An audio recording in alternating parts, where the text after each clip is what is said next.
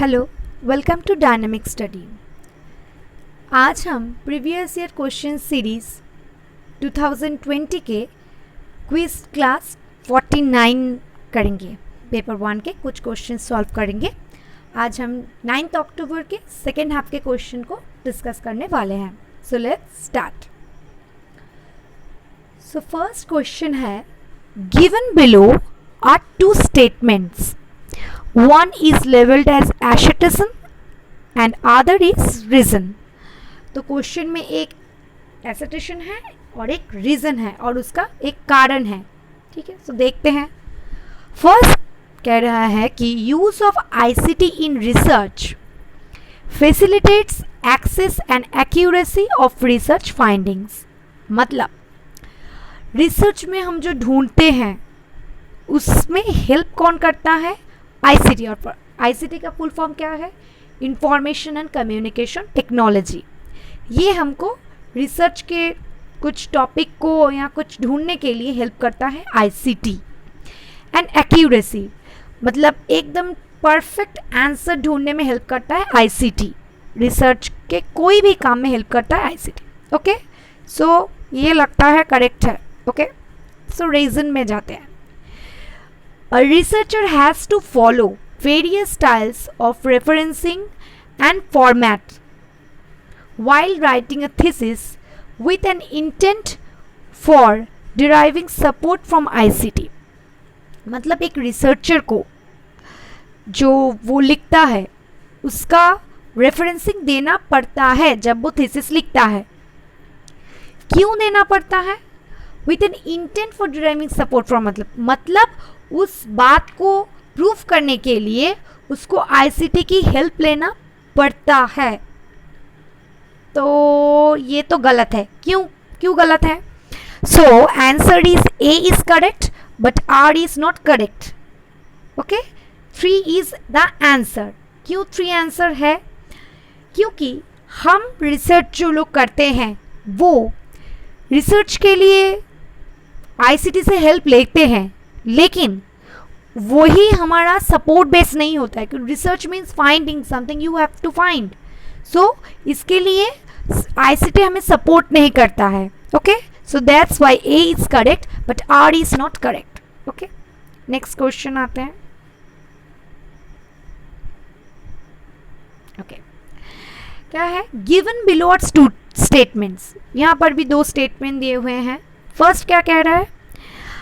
Statement 1 कह रहा है, measurement is a set of rules for assessing numbers to represent objects, traits, attributes and behaviour.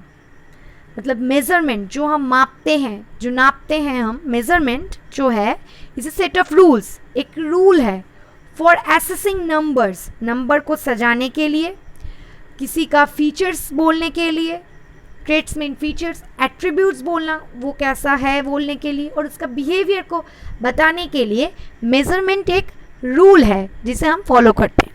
और दूसरा क्या कह रहा है?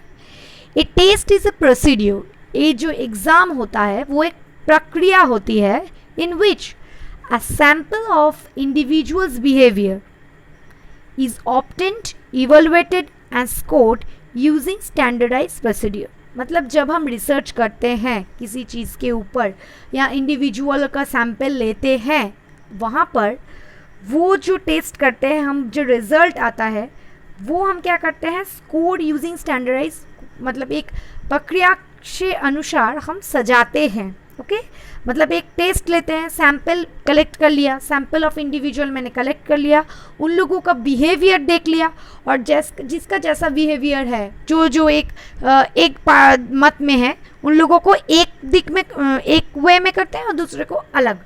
सो हम डिवाइड करते हैं, दैट इज स्टैंडर्ड प्रोसीड्यूर। हम कुछ प्रोसीड्यूर करते हैं, कभी हम सिंपल रैंडम यूज़ करते हैं, कभी हम कोटा सैम्पलिंग यूज़ करते हैं। मतलब कुछ ना टेस्ट करने के लिए एक स्टैंडर्ड प्रोसीड्यूर होता है। तो ये दोनों ही करेक्ट है। सो 1 बोथ आर ट्रू, ये ट्रू है। सो नेक्स्ट आते हैं हम थर्ड क्वेश्चन में। In a city noise level represented by equivalent sound pressure level over 8 hours period were reported as 80 dB bracket में ए है। What does A refer to, मतलब क्या है?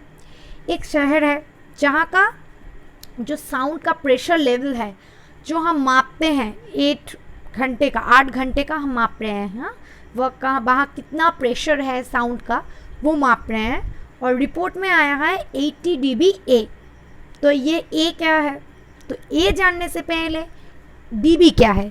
dB मीन्स ये एक साउंड इंटेंसिटी है, मतलब डेसिबल, जो 80 डेसिबल कहते हैं। dB full form is decibel. So ये डेसिबल का मतलब है साउंड का इंटेंसिटी कितना है, कितना तीखा है ये सर, कितना ज़ोर है उसमें, ये ज़ोर जो मापते हैं वो है dB। तो ए क्या है? तो ए ये है कि ए आंसर इज 4। सो ए হচ্ছে a type of weighting used in the measurement, मतलब जो मापने की जो चीज़ है वो है एम्पलीफायर, वो है एक टाइप ऑफ वेटिंग जिससे हम मापते हैं। यूज्ड इन द मेजरमेंट, मापने के लिए जो एक मेजरमेंट होता है वो मेजरमेंट है ए। ओके, तो dB और ए दोनों ही यहाँ याद रखने की ज़रूरत है। सो नेक्स्ट क्वेश्चन आते हैं। Next is that given below are 2 statements, यहाँ पर भी 2 स्टेटमेंट दिए हैं, एक एसर्शन एंड दूसरा रीजन है। तो देखते हैं ये क्या कहता है। ये कहता है the problem of organic pollution in river is usually worse in hot summer months. Okay, तो जो हमारे पॉन्ड्स होते हैं या नाले होते हैं वहाँ पर, या रिवर कुछ भी होता है, वहाँ पर जो ऑर्गेनिक पॉल्यूशन होता है वो प्रॉब्लम हम बहुत गर्मियों के सीज़न में ज़्यादा दिखाई देती है, ये कह रहा है। तो ये तो सच है, क्योंकि ज़्यादा गर्मी मतलब सूर्य किरण बहुत ज़्यादा है, टेम्परेचर हाई है, जो पॉन्ड के अंदर या रिवर के अंदर जो प्लैंक्टन्स है, फाइटोप्लैंक्टन्स हैं या प्लांट्स हैं या फिश है, वो ज़्यादा गल जाते हैं या ख़राब हो जाते हैं, या पानी से बहुत स्मेल आती है, तो यह मड जम जाता है, पानी सूख जाता है, तो प्रॉब्लम ज़्यादा दिखती है। तो ए इज़ करेक्ट। अब 8 देखते हैं। High water temperatures exacerbate oxygen depletion. Okay, तो ये कह रहा है जो बहुत तीखा, जो हायर वाटर टेम्परेचर, मतलब वाटर का जो टेम्परेचर है, जो रिवर या पॉन्ड का जो वाटर का टेम्परेचर है वो बहुत अगर हाई हो गया तो ऑक्सीजन डिप्लीट हो जाएगा, मतलब ऑक्सीजन हट जाएगी ना। आप पानी को बहुत ज़्यादा उबाल लिए तो क्या होगा, पानी से ऑक्सीजन हट जाएगा। सो ऑक्सीजन का टेम्परेचर, माने ऑक्सीजन का जो परिमाण है वो कम जाएगा, वो घट जाएगा। सो दैट्स वाई, तो दोनों ही करेक्ट है, ये तो करेक्ट है। अब करेक्ट एक्सप्लेनेशन है क्या, देखते हैं। एकदम भी ठीक करेक्ट एक्सप्लेनेशन ही है। ये कह रहा है फर्स्ट सेंटेंस में, असर्टेशन में, गर्मियों के मौसम में रिवर में ज़्यादा ऑर्गेनिक पॉल्यूशन दिखती है। क्यों दिखती है? क्योंकि हायर वाटर टेम्परेचर, पानी बहुत ज़्यादा गर्म होने की वजह से ऑक्सीजन घट जाता है, तो पानी खराब हो जाती है, तो उसके अंदर के जो मतलब एनिमल्स हैं, फिश है या ट्रीज है, कुछ भी है, वो खराब हो जाते हैं। So A and R are correct and R is the correct explanation also, मतलब answer 1 is correct. Okay, next question देखते हैं। Fact and information get focused in which level of teaching, मतलब कौन से लेवल ऑफ टीचिंग में fact, मतलब जो तथ्य एंड इंफॉर्मेशन है वो हम फोकस करते हैं, कौन से लेवल पे? फर्स्ट है मेमोरी लेवल।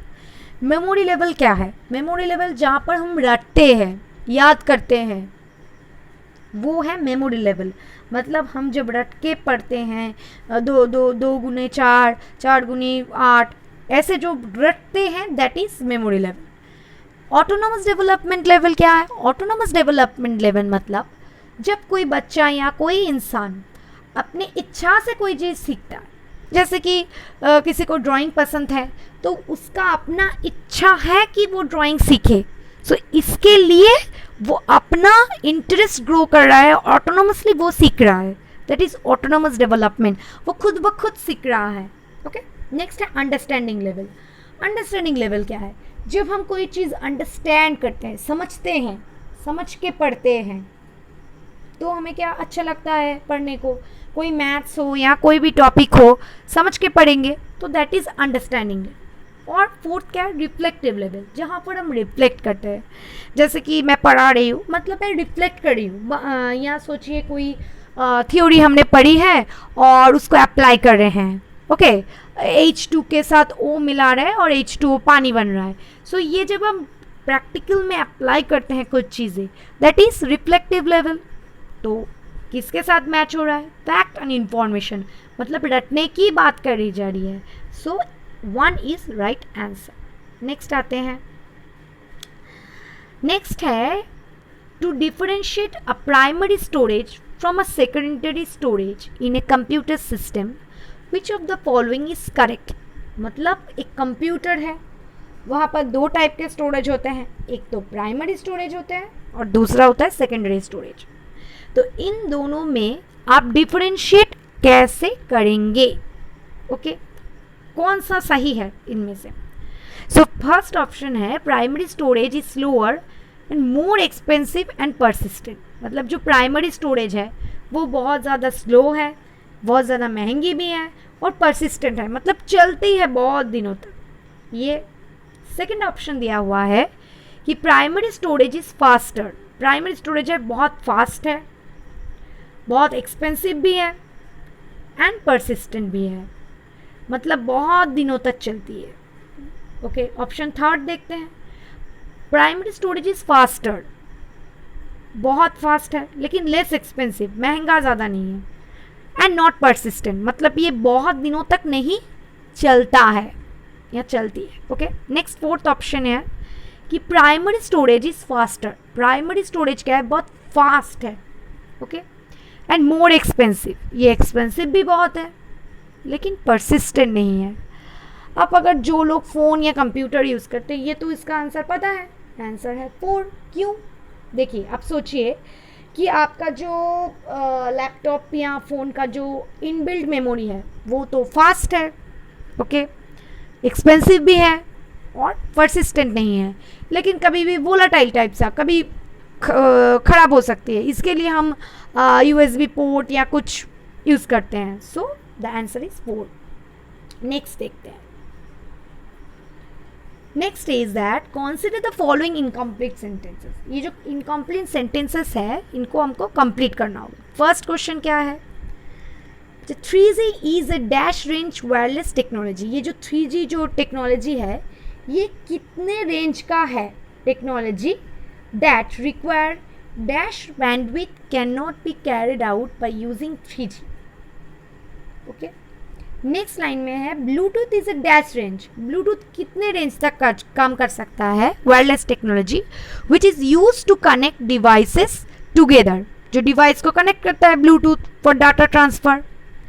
और Bluetooth is a dash cost means of data transfer. Bluetooth क्या महंगी है या कम महंगी है? तो इसको हमको ठीक से सजाना होगा।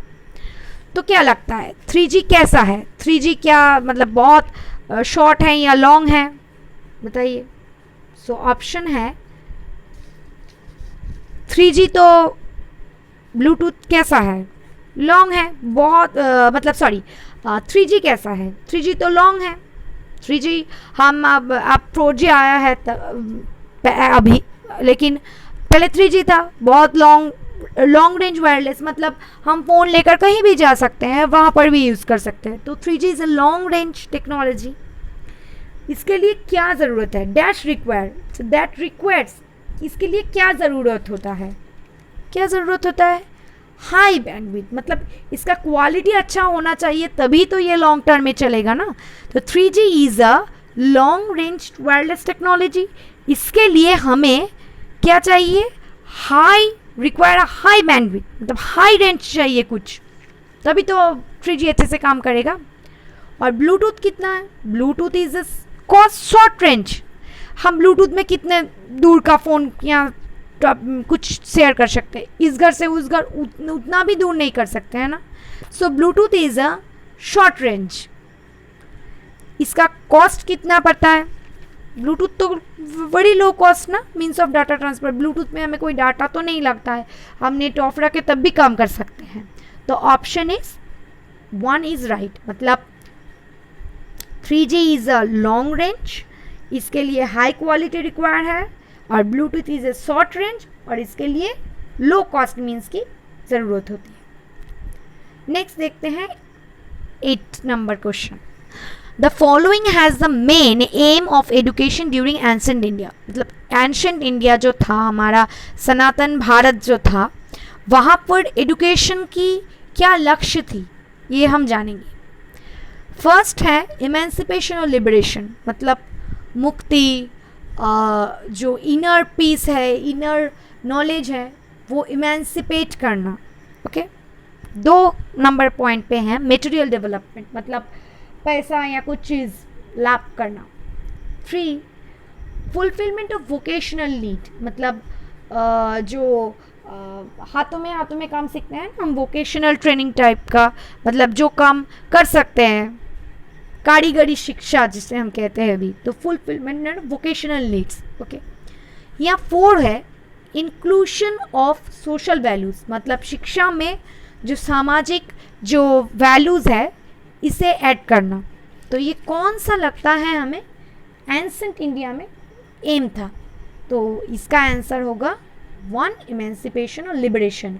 तभी लोग ध्यान करते थे और जो इनर नॉलेज के बारे में ज़्यादा सोचते थे लोग। नेक्स्ट 9 नंबर देखते हैं। Given below are 2 statement, there are also 2 statement 1 and 2। Okay 1 में क्या कह रहा है, in order to ensure authenticity research has to indicate original source from which data are culled. Okay in order to ensure authenticity, मतलब जब हमें किसी चीज़ का रिसर्च करने में ऑथेंटिसिटी, जब किसी चीज़ का ऑथेंटिसिटी हो, मतलब वो प्रॉपर हो, इंडिकेट करता है कि वो रिसर्च ओरिजिनल सोर्स से लिया गया है। मतलब ये जो नेट का क्वेश्चन है मैं कहीं से भी उठा के नहीं ला सकती, मैंने नेट के क्वेश्चन से देखकर ही ये क्वेश्चन लिखा है। Okay so that is 2 number statement क्या कह रहा है, इन डाटा एनालिसिस, जब हम डाटा को एनालिसिस करते हैं, तथ्यों को डिवाइड करते हैं और इंटरप्रेट करते हैं, व्याख्या करते हैं उनकी, on the researcher has to events necessary rigour and appropriateness of procedures, मतलब उसको प्रॉपर प्रोसीड्योर फॉलो करना होगा। वो कहाँ से, मैं अगर जब डाटा कलेक्ट कर रही हूँ तब हमें एक प्रॉपर अच्छी सोर्स से डाटा कलेक्ट करनी पड़ेगी, और अब जब हम डाटा को एनालाइज करेंगे वो भी एक प्रोसीड्योर है डाटा इंटरप्रिटेशन के, तो हमें दोनों ही स्टेप मेंटेन करके चलना पड़ेगा। अच्छे रिसर्च वही होते हैं जहाँ पर हम प्रॉपर जगह से डाटा कलेक्ट करते हैं और उस डाटा को अच्छी तरह से हम इंटरप्रेट करते हैं। Okay so 1 is answer is correct because both 1 and 2 are correct. Next question number 10. Okay there are also 2 statements. Okay first statement कह रहा है diesel vehicles emit excessive amount of oxides of nitrogen and fine particulate matter, मतलब diesel से जो गाड़ी चलती है वहाँ से बहुत ज़्यादा नाइट्रोजन ऑक्साइड एंड जो फाइन पार्टिकुलेट मैटर, मतलब जो धुआं या छोटे छोटे धूल बाहर आते हैं, बहुत ज़्यादा आते हैं डीजल व्हीकल्स। और स्टेटमेंट 2 कह रहा है the diesel engine run with rich mixers having high air to fuel ratio, मतलब जो डीजल इंजन वाले गाड़ी हैं वो एयर पे कोई पोल्यूशन वैसा नहीं करते हैं, हाई मिक्सचर ऑफ, मतलब एयर का रेशियो ठीक रखता है, ऐसा डीजल इंजन है। लेकिन वो तो नहीं है, डीजल इंजन तो बहुत ख़राब है, मतलब वहाँ से नाइट्रोजन ऑक्साइड मिलती बाहर आती है और फाइन पर्टिकुलर मैटर, मतलब जो धुआं आती है, तो कैसे वो हाई एयर के साथ रेशियो को ठीक करके चलता है, नहीं चलता है। तो option 2 is correct. So the answer is okay. So sorry 1 है, so option 1 is correct, मतलब दोनों ही स्टेटमेंट करेक्ट है। मतलब डीजल इंजन जो चलता है run with rich mixture of having high air to fuel ratio, मैंने मतलब गलत बोला कि जो फ्यूल आता है तो ये मतलब जो एयर है वहाँ पर भर जाती है, रिच मिक्सचर्स हैविंग, मतलब ये एयर को पॉल्यूट ज़्यादा करती है डीजल इंजन। सो एयर को बहुत फ्यूल अब्यूज़ होता है और जो एयर है बहुत पॉल्यूटेड होता है। तो both statement are correct. So that's the last. So let's meet